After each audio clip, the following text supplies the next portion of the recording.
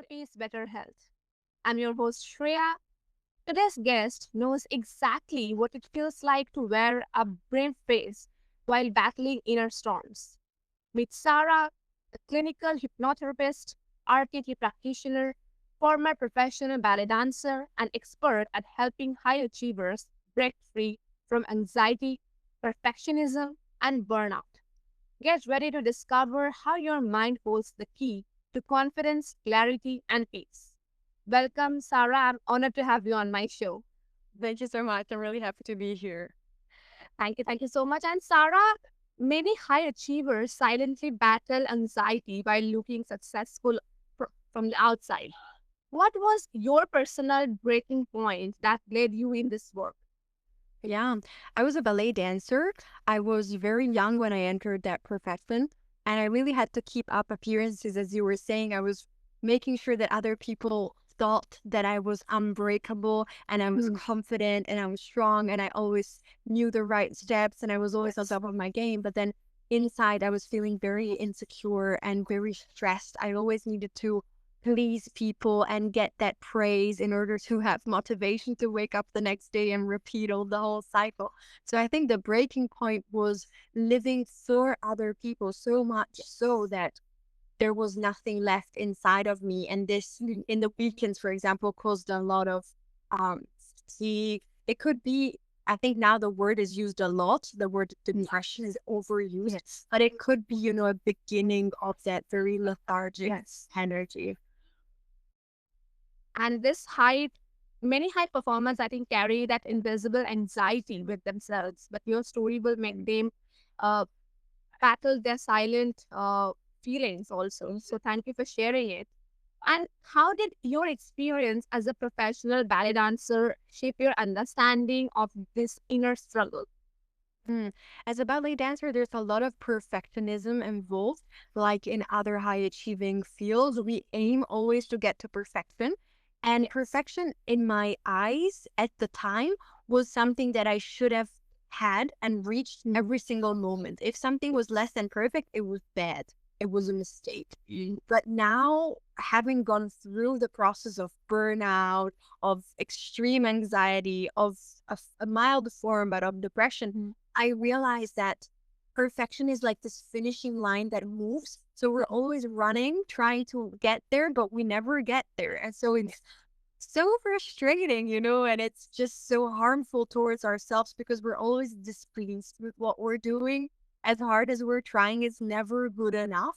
And this being never good enough, telling our brain that we're never good enough, I see it also with my clients. It creates terrible repercussions in sleep patterns, in having chronic anxiety, in having panic attacks. It's that inner voice that all the time is telling us inside our brains that we're never meeting the mark, that we're never be good enough. And it's really detrimental for our well-being. Yes, that's so true. That I think perfection is kind of an illusion, and unless we embrace the imperfections of ourselves or anything we are doing, we can't be perfect. And that's a wonderful how you just said it. So you often talk about survival mode. What are some subtle signs that people might not even realize that they are stuck in survival, even if it looks like fine? Yeah.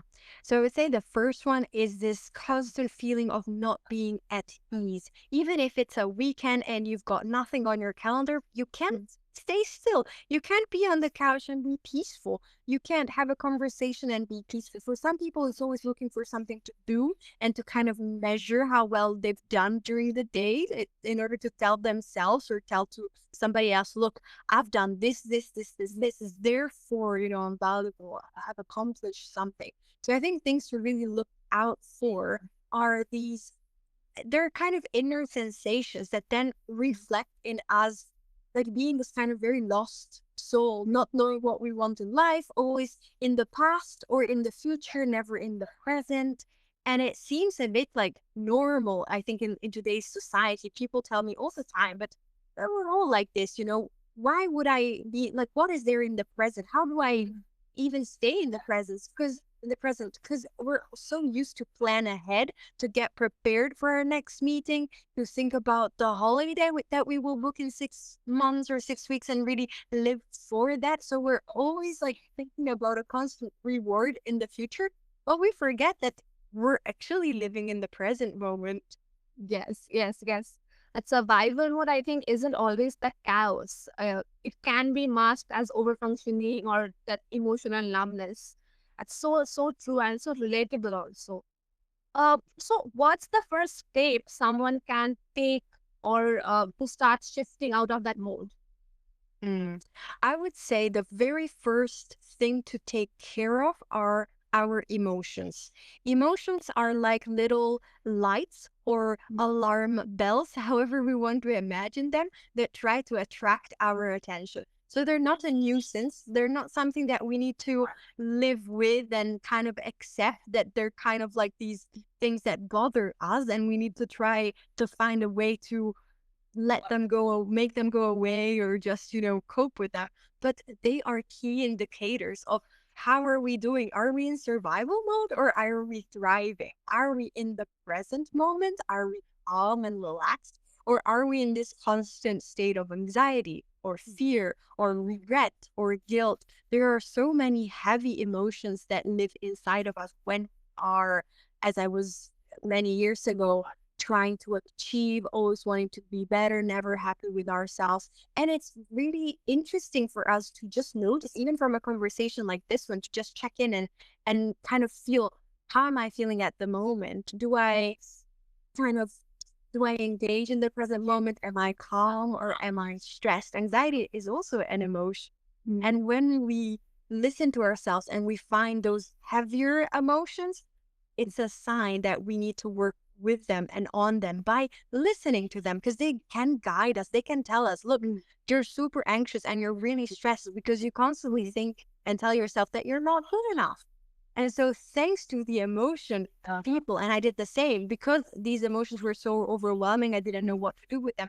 Then I turned to a person, a podcast, a book that could help me understand them better and then slowly guide me into a path that brought me to having different emotions. Yes, yes, that's wonderful. And let's talk about confidence. So many think it's about doing more or being perfect. How does confidence actually grow when we work with the subconscious? I always like to say that babies are born with incredible confidence. They radiate confidence. There's not a baby on the planet that goes like, oh, please don't look at me. I'm having a good day. I'm feeling a bit shy today. They scream, they shout, they cry in the middle of the road. They know that they're important and other people should be listening to them and should be loving that. They don't think I will have love only if I behave well. That comes later in life. And that's where this natural sense of confidence kind of gets chipped away by all these experiences. There's big or small traumatic experiences that make us feel like maybe we are not deserving of love. So they kind of go against this truth that we're born with. I'm fantastic. I'm lovable. I'm beautiful. I'm gorgeous just the way I am. And then we start questioning it. So the confidence kind of goes away. So it's really about going back to, what did my subconscious absorb that made my confidence leave me a little bit? What did I start believing that today is not letting me feel confident? And why not change that? As an adult, we have power on our mind, and science shows us that our mind is moldable. It can be reprogrammed. It's not a fixed thing. In fact, we change it every day with the thoughts that we have. And then the behaviors reinforce those thoughts. So the faster, or let's say when we have that wake up call and we realize that actually my confidence isn't great. And I often think that I'm not good enough. As an adult, we have a lot of power to change that. That's so true that we sometimes we really have to unlearn this uh, myths or the programming, the old programming that we have to get a deeper level into it. That's so nice. And also, you talk about trust. So both self trust and trusting life is often the missing piece. So why is rebuilding trust such a crucial part of healing the anxiety? Mm. I think that as long as we trust ourselves and our emotions, we also trust that that anxiety is there for a reason. Everything that is happening to us, and especially every part that we develop, because let's remember, our emotions come from us, they come from our parts of ourselves that are subconscious, okay, but they come from us. And so if we have developed that anxiety, there must be a reason, and giving ourselves the benefit, of exploring and trusting that there is a reason, that there is something I can work with, instead of being like blaming ourselves, like, I'm so lacking in discipline, I just get anxious all the time, although I wouldn't want to. The more we make ourselves feel small, we belittle ourselves for the emotions that we're having, the worse things get. But when we trust that emotions are there for a reason, and that actually we are not wrong, we're having these experiences for a reason, they're teaching us something, they're allowing us to grow, then we start trusting life. But it's very hard, I find, to trust life if we don't trust ourselves. And I come from that. I had that experience of not trusting myself. I thought I was a person that wasn't able. I wasn't good enough. I wasn't as good as other people. And so I had a very hard time in believing, that my life would have been good, or that people were kind at their core. And I navigated the world as if it was a very dangerous place, but because my own body was also a very dangerous place for me. Yes, yes, yes. A trust is a kind of foundation of safety, and without it, even success can look hollow. It's so nice how you just explained everything. It's so great. And for someone who has lost the trust in themselves, what is one small daily practice they can do to rebuild it? I think there's a very mechanical thing that we don't give enough importance to, which is repeating words to ourselves. It can start with very simple sentences like, I want to be open to trusting myself. It can be a sentence, that you're okay saying. We can feel when we say the resistance we have to some sentences. I remember I would say, I am beautiful. And I suffered from eating disorder. So every time I said I am beautiful, my brain said, yeah, silly you. You're not beautiful and you know that. So let's start with some small sentences that feel okay to say. Like, I really want to learn to trust myself. I really want to learn this practice of trusting. And that can really help. It's setting the intention, but also speaking it. Because our brain listens. Our brain listens to what everybody else tells us. Just imagine, a person that gives you a remark that offends you. You have that voice in your head for hours, maybe days. So imagine how powerful your own voice can be. That's so true. That's so true. And it's amazing also. And you blend neuroscience and archetype.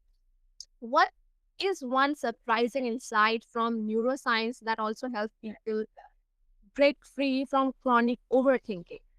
Mm. I think the thing that I was mentioning earlier, that our mind is moldable. We have some synaptic connections that can be changed. So the way our brain is today is different from the way our brain is tomorrow. And that really reassures usually my clients, because sometimes, a growth moment isn't linear. It's not like every day I'm feeling better and better and then I'm there. No, there's maybe a day where you're feeling on top of the world, and then the day after you're suddenly again a bit lost. You think, what have I done? Why have I gone back? But there's no going back. Once the mind changes, there's no going back. And I think that's very important for us to know. Every conversation, every podcast, every book shapes us. And so when we have this sensation that, oh wow, I'm this living thing that I can mold, and my thoughts are molding my brain the way I function, we really regain power upon ourselves. Yes, yes. Understanding how brain actually wires for safety can shift us from that self blame or to self compassion. It's so nice. And how can listeners start applying that today in their daily lives?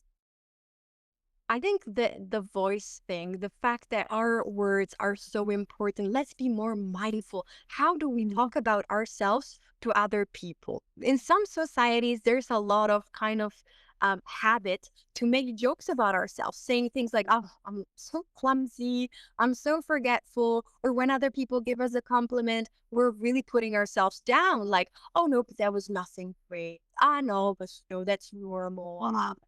No, the words we speak are very important. Our brain is listening all the time. So I think what people can start applying from right now, Reed, is to be more mindful of how do I speak without beating ourselves up if we're using the wrong words. We've just started this process, but let's keep our ears open as if we were maybe the therapists of ourselves, and let's notice, how are we talking to people? What are we saying about ourselves?